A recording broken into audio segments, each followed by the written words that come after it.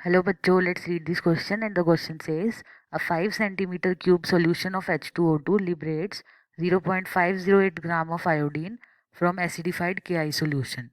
Calculate the strength of H2O2 solution in terms of volume strength at STP.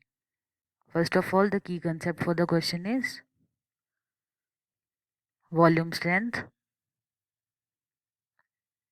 सबसे पहले हम समझेंगे volume strength होता क्या है। H2O2 की अगर हम डीकम्पोजिशन करें तो 2 moles of H2O2 gives 2 moles of H2O plus 1 mole of O2, यानी कि 2 moles of H2O2 से हमारे को मिलते हैं 1 mole of ऑक्सीजन गैस।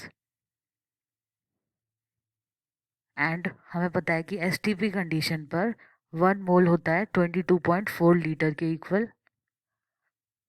तो हम यहाँ से कह सकते हैं कि 2 moles of H2O2 से 22.4 लीटर ऑक्सीजन इवॉल्व होगी। एंड वॉल्यूम स्ट्रेंथ हम किसे कहते हैं? वॉल्यूम स्ट्रेंथ H2O2 की कंसेंट्रेशन को एक्सप्रेस करना इन टर्म्स ऑफ कितने ऑक्सीजन मॉलिक्यूल्स या कितने ऑक्सीजन के मोल्स प्रोड्यूस हो रहे हैं,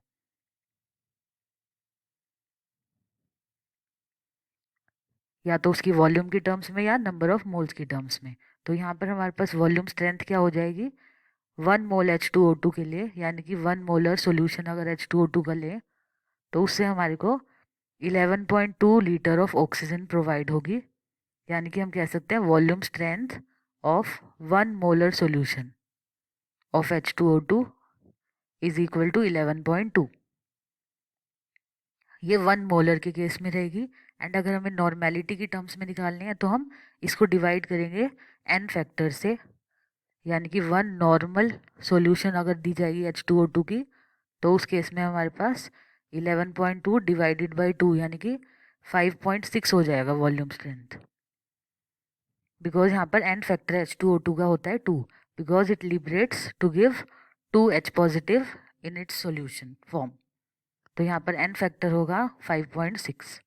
तो यहाँ से हम एक फॉर्मूला लिख सकते हैं वॉल्यूम स्ट्रेंथ का,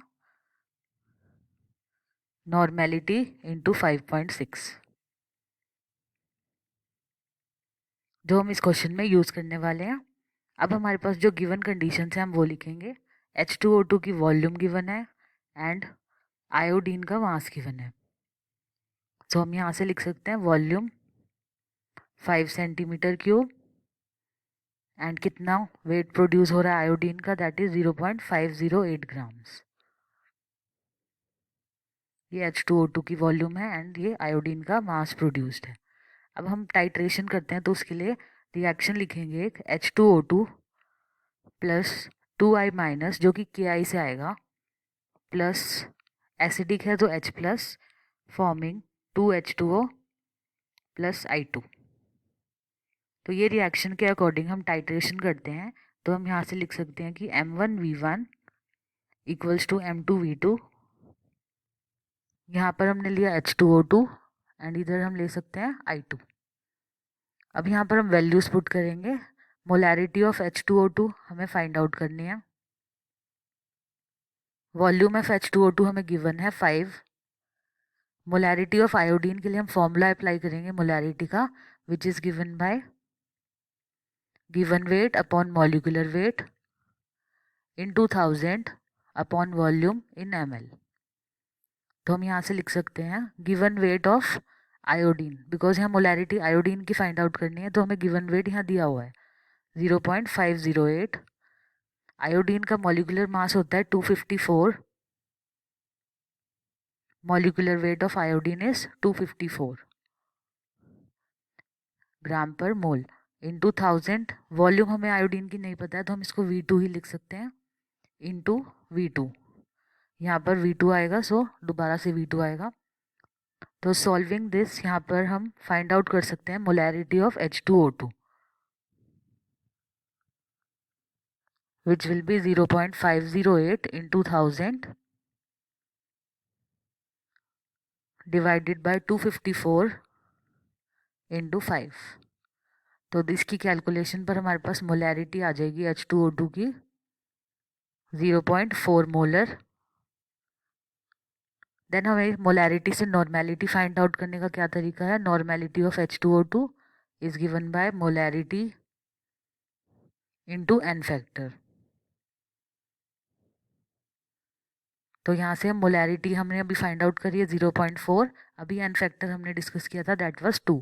तो यहाँ से हम नॉर्मेलिटी फाइंड आउट कर सकते हैं 0.8 नॉर्मल।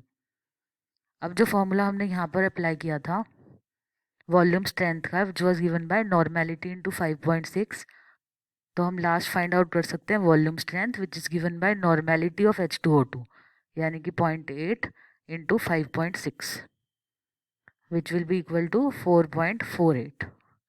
तो ये हमारी वॉल्यूम स्ट्रेंथ हो जाएगी H2O2 की 4.48।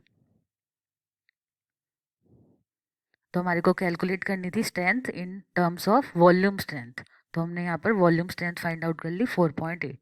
आई होप आप सबको समझ आया होगा। All the best.